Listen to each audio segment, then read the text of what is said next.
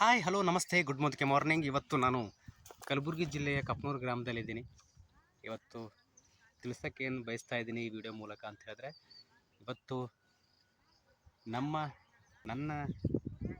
ನಮ್ಮ ಜಿಲ್ಲೆಯಲ್ಲಿ ಇವತ್ತು ಹೆಚ್ಚಾಗಿ ರೈತರ ಒಂದು ತಲೆಯಲ್ಲಿ ಇರೋದೇನಂತ ಹೇಳಿದ್ರೆ, ಗೊಬ್ಬರ ಹಾಕಿದ್ರೇ ಬೆಳೆ ಬರೋದು.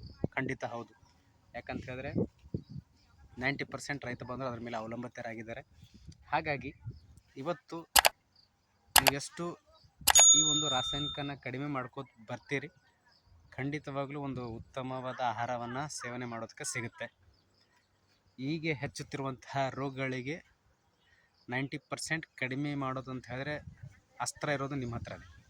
ನೀವೆಷ್ಟು ರಾಸಾಯನಿಕವನ್ನು ಕಡಿಮೆ ಬಳಸ್ತೀರಿ ಅಷ್ಟು ಜನಗಳಿಗೆ ರೋಗ ಬರೋದು ಕಡಿಮೆ ಆಗುತ್ತೆ. ಎಲ್ಲಿ ತನಕ ನಾವು ರಾಸಾಯನಿಕ ಬಳಸ್ತಾ ಹೋಗ್ತೀವಿ ಇವತ್ತು 100 ವರ್ಷ 110 ವರ್ಷ ಬದುಕಿದವರು ಇದ್ದಾರೆ. ಈಗ 20 ಈಗ ಹುಟ್ಟಿದ ಕೂಸು ಹಾರ್ಟ್ ಅಟ್ಯಾಕ್ ಸಾಯೋ ಒಂದು ಉದಾಹರಣೆ ಕೂಡ ನಿಮಗೆ ಸಿಗ್ತಾ ಹೋಗುತ್ತೆ ಆಸ್ಪತ್ರೆಯಲ್ಲಿ ಹೋದರೆ.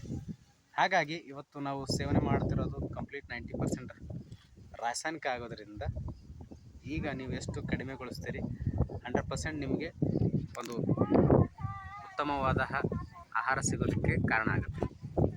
ಹಾಗಾಗಿ ನನ್ನ ಒಂದು ಕೋರಿಕೆ ಇಷ್ಟೇ, ಎಷ್ಟು ಸಾಧ್ಯವಾಗುತ್ತೋ ಅಷ್ಟು ನಿಮ್ಮ ಹೊಲದಲ್ಲಿರುವಂತಹ ಎಣ್ಣೆ ಗೊಬ್ಬರ, ಕುರಿ ಗೊಬ್ಬರ, ಕೋಳಿ ಗೊಬ್ಬರ ಈ ರೀತಿ ಬಳಸಿದಾಗ ಖಂಡಿತವಾಗಲೂ ಒಂದು ಮಣ್ಣಿನ ಆರೋಗ್ಯವನ್ನು ಕಾಪಾಡಬಹುದು ಮತ್ತು ಒಂದು ಉತ್ತಮವಾದ ಜನರಿಗೆ ಆಹಾರವನ್ನು ನೀಡಬಹುದು. ಇದೆಲ್ಲ ನಾವೇ ತಿನ್ನುವಂಥದ್ದು.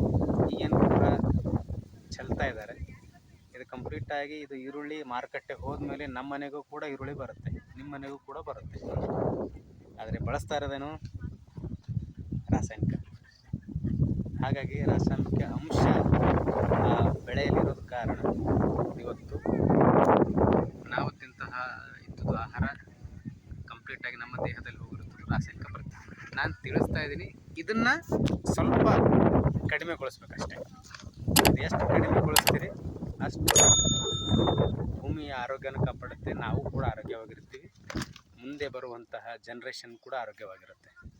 ನಿಮ್ಮ ಮಕ್ಕಳಿಗೂ ಕೂಡ ಈ ಒಂದು ಒಳ್ಳೆಯ ಉತ್ತಮ ಒಂದು ಭೂಮಿ ಬಿಟ್ಟು ಹೋಗೋಕ್ಕೆ ನಿಮಗೆ ಸಹಕಾರ ಆಗುತ್ತೆ ಅಂತ ಹೇಳ್ತಾ, ಮತ್ತೊಂದು ವಿಡಿಯೋ ನಿಮಗೆ ಅನುಕೂಲವಾಗುವಂತಹ ವಿಡಿಯೋ ಜೊತೆ ಬರ್ತೀನಿ.